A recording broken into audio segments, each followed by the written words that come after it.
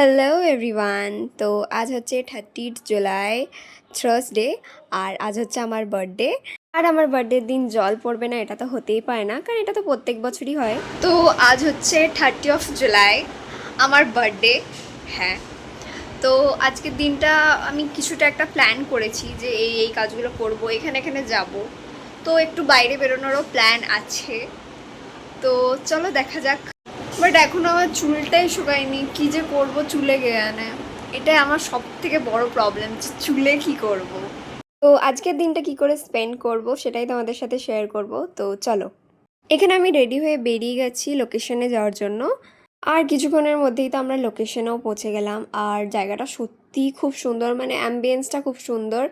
But আমার আর এই মুহূর্তে মনে পড়ছে না যে রেস্টুরেন্টটার নাম কি। তো সেখানে গিয়ে তো আমি আমার বার্থডের ফার্স্ট কেকটা কাটলাম, যেটা আমার দি আর জেম্মা এনেছিল আমার জন্য। আর কেকটা তো খুব সুন্দর ছিল, আর তেমনই সুন্দর টেস্ট ছিল। এই ক্যান্ডেলটাকে কি বলে আমি তো জানি না, বাট এটার জন্য আমি খুব ভয় খাচ্ছিলাম। আর খাবার অর্ডার তো আমরা আগেই দিয়ে দিয়েছিলাম, তো কেক কাটার পর তো সেটাও চলে এলো। তো ছিল বলতে ফ্রাইড রাইস, চিকেন 65 আর একটা হান্ডি চিকেন। দেন আমরা আবার বেরিয়ে গেলাম র্যান্ডামলি একটু ঘুরু ঘুরু করার জন্য।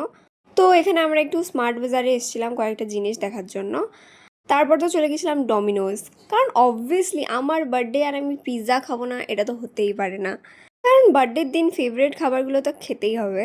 আর ডমিনোজ লঞ্চ করেছে তাদের নিউলি কোল্ড কফি, যেটা তো আমিও ট্রাই করলাম, আর সত্যিই খুব ভালো ছিল খেতে। মানে এতটা তো আমি এক্সপেক্টও করিনি। দেন তো আবার বেরিয়ে গেলাম ঘর যাওয়ার উদ্দেশ্যে।